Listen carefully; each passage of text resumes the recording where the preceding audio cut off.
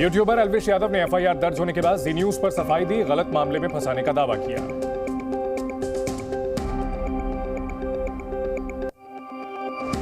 एल्विश यादव ने कहा, मेरा 1% भी लेना देना नहीं, मेरा नाम खराब किया जा रहा है।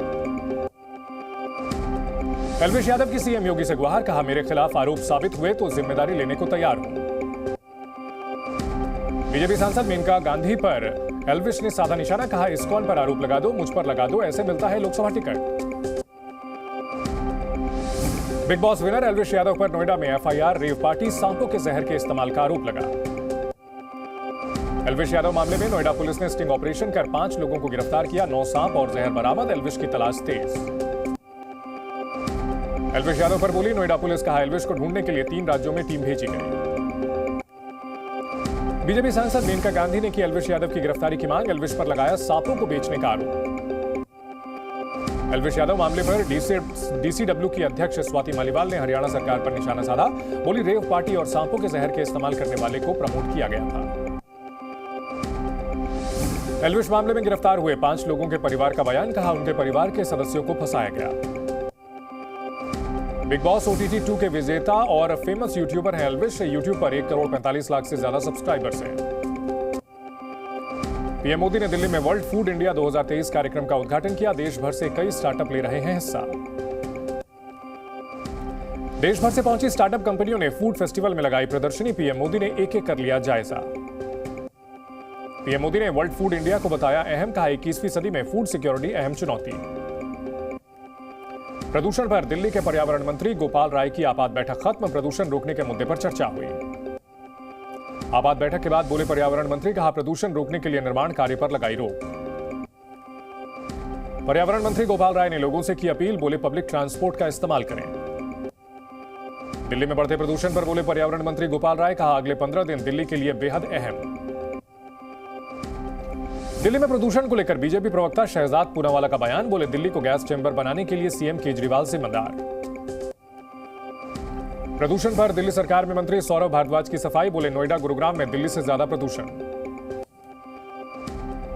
दिल्ली में प्रदूषण का कहर, कई इलाकों में AQI 500 के पार, दिल्ली सरकार ने लागू किया ग्रैप स्टेज 3, 5वीं क्लास तक के स्कूल 2 दिन के लिए बंद किए गए। दिल्ली में आज से पेट्रोल की BS3 और डीजल की BS4 गाड़ियों पर बैन, नियम तोड़ा तो 20,000 का जुर्माना।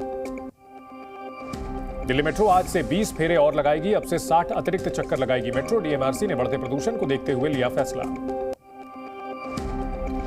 दिल्ली में जहांगीरपुरी में दिन में ही छाया अंधेरा, प्रदूषण की वजह से छाई धुंध, ड्रोन तस्वीरें सामने आई। गाजियाबाद में बहुत खराब श्रेणी में हवा की गुणवत्ता, 344 दर्ज की गई AQI। बढ़ते प्रदूषण से दिल्ली के लोग परेशान, सांस लेने में दिक्कत और गले में खराश की शिकायत। दिल्ली में प्रदूषण को कम करने के लिए दिल्ली सरकार का प्लान, आनंद विहार में लगाए गए 12 एंटी स्मॉग गन। गुरुग्राम में भी जहरीली हुई हवा, 311 के साथ बहुत खराब श्रेणी में प्रदूषण स्तर। हरियाणा के फरीदाबाद में भी बुरा हाल, गंभीर श्रेणी में प्रदूषण स्तर, AQI 354 दर्ज। दिल्ली NCR में धुंध और धुएं से हाल बेहाल, नोएडा में वायु गुणवत्ता 413 गंभीर श्रेणी में दर्ज। मुंबई में सुबह से छाई धुंध की चादर, मध्यम श्रेणी में एयर क्वालिटी इंडेक्स। कांग्रेस नेता कमलनाथ के बयान पर AIMIM अध्यक्ष ओवैसी का निशाना, बोले बाबरी विध्वंस में बीजेपी कांग्रेस का बराबर रोल, कमलनाथ का बयान साबित करता है। रीवा की जनसभा में जेपी नड्डा ने कांग्रेस पर निशाना साधा, बोले कांग्रेस ने किए कई घोटाले, ये चुनाव आपके हितों का चुनाव है। छत्तीसगढ़ के लिए बीजेपी ने जारी किया घोषणा पत्र, अमित शाह बोले छत्तीसगढ़ को विकसित राज्य बनाएंगे। तमिलनाडु में PWD मंत्री के ठिकानों पर इनकम टैक्स का छापा, हाईवे और PWD के ठेकेदारों के घरों पर भी रेड।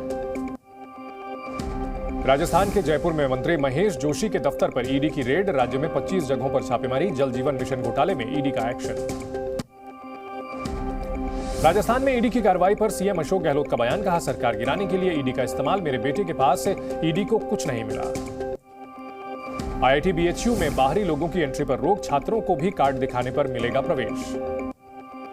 IIT BHU में छात्रा से बदसलूकी मामले में हंगामा, प्रशासन से बातचीत के बाद शांत हुए छात्र। IIT BHU के कैंपस में देर रात छात्रा से छेड़खानी, अज्ञात बाइक सवारों ने 15 मिनट तक बंधक बनाकर की बदसलूकी।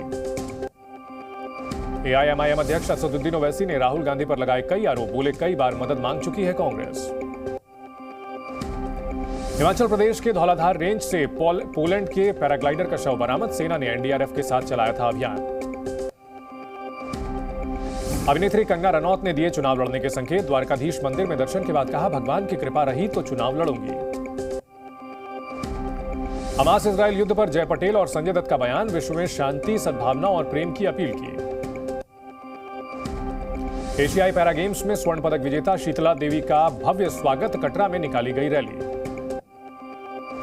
छत्तीसगढ़ में महादेव ऐप के ठिकानों पर ईडी की कार्रवाई, करीब 5 करोड़ रुपए नकद बरामद किए गए।